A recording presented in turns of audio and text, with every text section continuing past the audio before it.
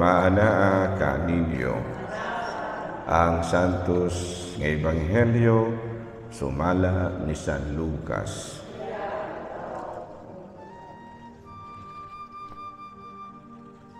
Unya miduol ang usa ka magtutudlo sa balaod ug misulay pagbiti kang Hesus pinaaging pangutana.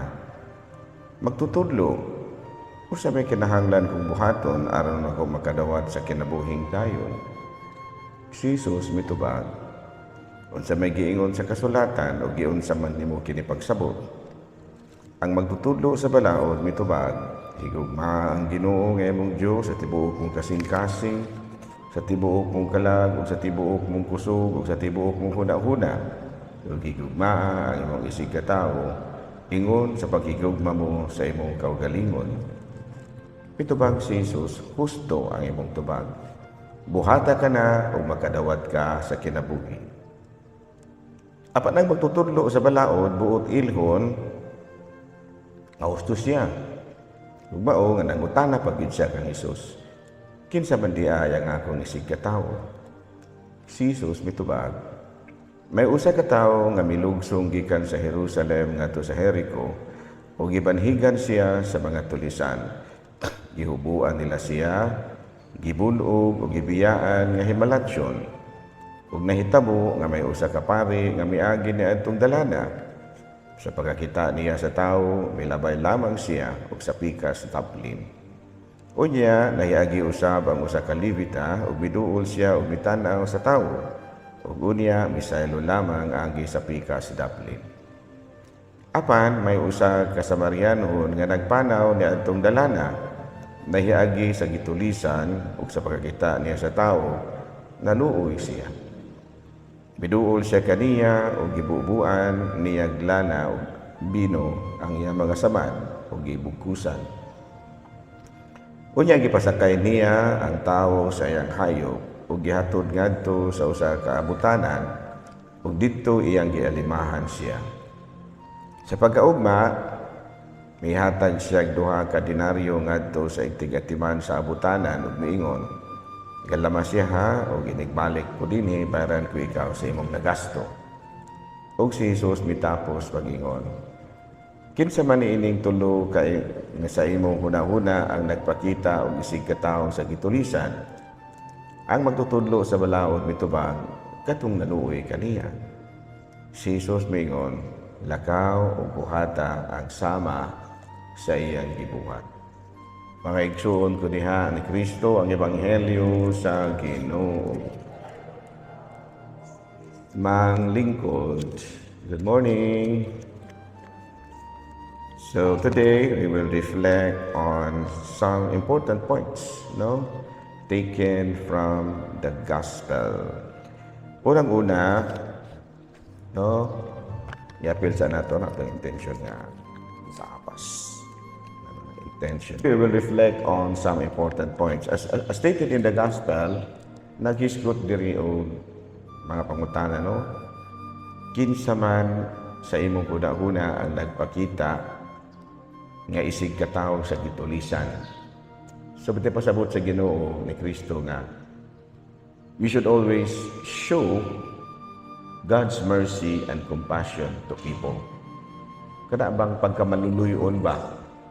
Maog yun na siya ay itawag nato, kinaiya sa usa ka Kristiyanos. Pero gitudlo ni Istog karon, nga ang katong Samaritano nagmaluluyon gud siya. Kani doon ay giingon usa ka pari, doon ay usa ka Levita. Of course, these people are, makaingon kita mga relihiyoso, ipari ba yan? Kini pong Levita, suito, benis balaod. Pero ang giingon ni Kristo nga eksakto, katong ordinaryo ra gyud kay nga Samaritano nga nitabang sa tawo nga natulisan. So, Jesus Christ is teaching us today nga ang pinakasintro gyud sa pagtulunan niya mao gyud ang maluluyon. Maluluyon gyud ka. O dili gani ka maluluyon, mirag layo-layo pag gyud ka sa gitudlo ni Kristo. Bisan unsa pa ka, bisan pa ka kasimba pa ka kada adlaw, bisan pa kag nagsigi kag silhig ining simbahan kada adlaw, bisan pag nag-donate kag pila ka milyon sa simbahan kada adlaw, dili gani ka maluluyon, murag ingnontang pulong nga layo-layo pagyud ka sa gitudlo ni Kristo. So in everything that you will do, should always be based on kaluoy. No, panalitan, manilhig ka. Gibuhat di mo na kay naluoy ka sa mga tao nga manimba nga abog kayo ang simbahan. Nagi kaluoy. Pero musimba ka aron kan manlong nilhig ka diri aron ka ingnon. Manhig-silhig ka kay aron ingnon kang buutan ka. Kunya na nakikatungod nga magpabuot-buot ining simbahan kay nagsige na kag silhig. Ang murag dili gyud na maunang imong gihimo. Klaro? Panalitan sa paman. Manggihatagon ka. Hatag ka sa simbahan. No? Hatag kag simbahan dili tungod kay gusto kang daygon, kundi gusto nimong tabangan ang mga tao aron nga mas habugaway ang ilang pagsimba. Naluoy kas mga tao ba nga gusto kang mas dako ang simbahan aron nga mahamugaway ang pagsimba sa mga tao. Mga kapilya, naluoy ka, muna nga imong gitabangan ang kapilya. Ang mga tao dito, imong gidonate kas para sa kapilya. O baka nitabang kas mga pobre tungod kay naluoy ka. So in everything that you will do, should always be based on mercy and compassion. Ayaw gyud og paghuna-huna og lain pa sama niining batan-on nga magtutudlo sa balaod nga nagpulo pangutana kang Kristo pero gusto di ang daygon nga swito siya sa Biblia.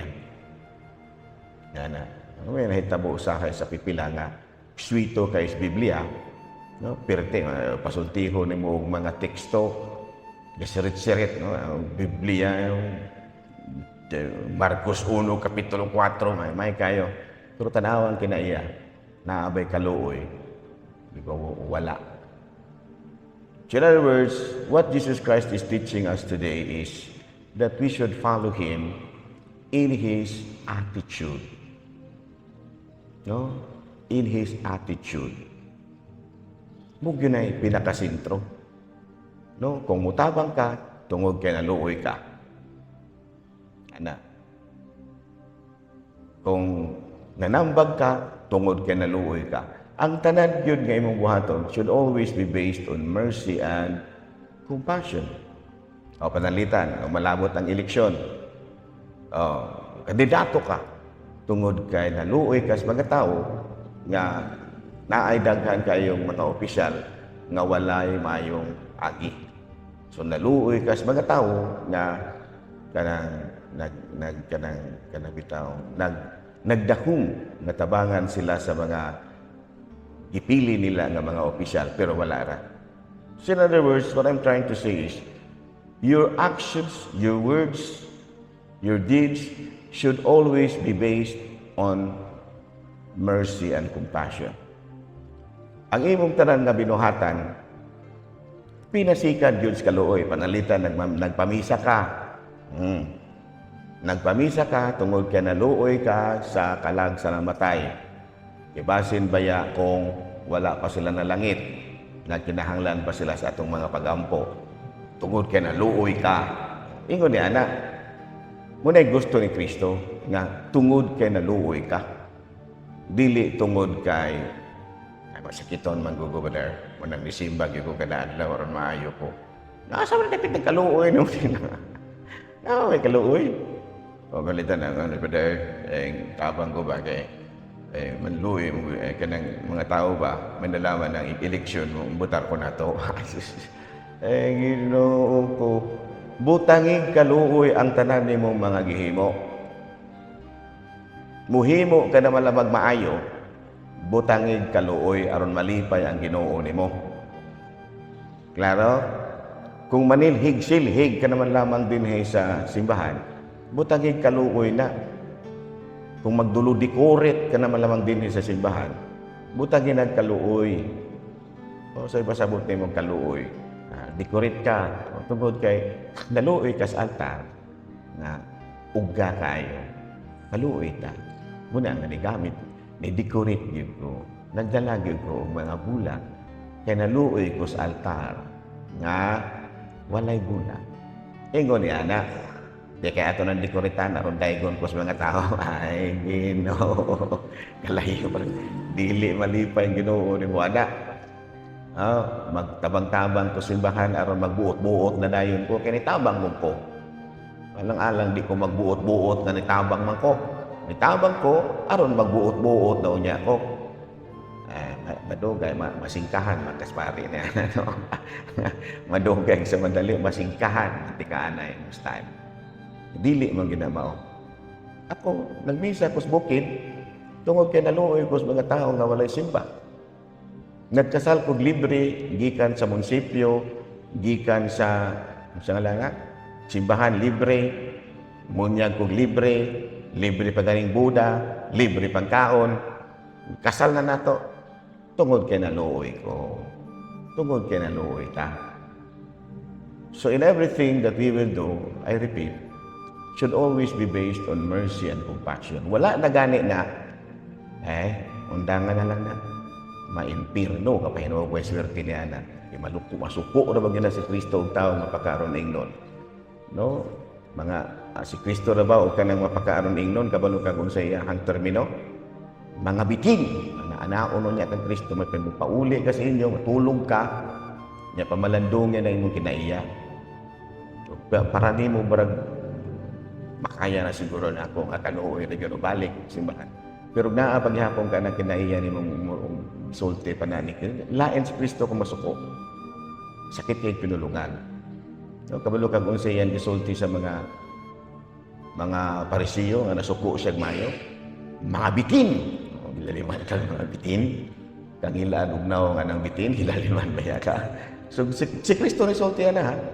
Mga bitin ug mga tigpakarong ingnon. Giing na ni Kristo ana. Kaya naman, wala may kaluoy. Nagsige og istorya-istorya kabahing word of God unya walay kaluoy sa una-una. Sige ga preaching sa Ginoo pero walay kaluoy. Kinahanglan nga kaluoy gyud ang atoa. So dili man na malikayan kay mutabang magita. Kinahanglan ang tanan nga atong gihimo should always be based on mercy and compassion. Ang mga taga-Facebook, then nama po yung tao mo sunod-sunod din nga ito ang programa sa Facebook, mga nag-follow ba. So mga taga-Facebook ha, kanain yung pag-Facebook tungod sa kaluoy. Kinahanglan mo, eskwela ka, tungod kay naluoy kasi mong ginikanan.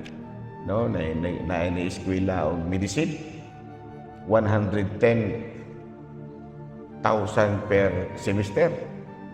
So mga estudyante, ayuhan ninyo pag estudyante, kaluy-ah ng ang inyong ginikanan. Sa una, nag-eskwela mag-engineering sa Cebu. Miingon ito nga mo ang instructor, kapit ibang isura ng mga subjects. Ako, papasaro na lang yun mo.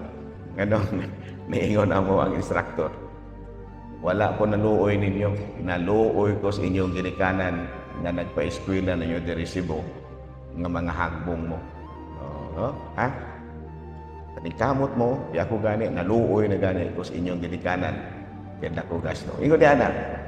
So again, sa itong pagpadayon ni Santos sa misa, malandong ditag maayo, pangayon na to sa Diyos, nga unta, ang atong binuhatan, subay gyud sa pagtulunan ni Kristo. Sa gani, pagtulunan ni Kristo, ang tanan nga imong gibuhat, kinahanglan nga magagikan gyud sa imong kinasing-kasing nga kaluoy. Manindog palikod.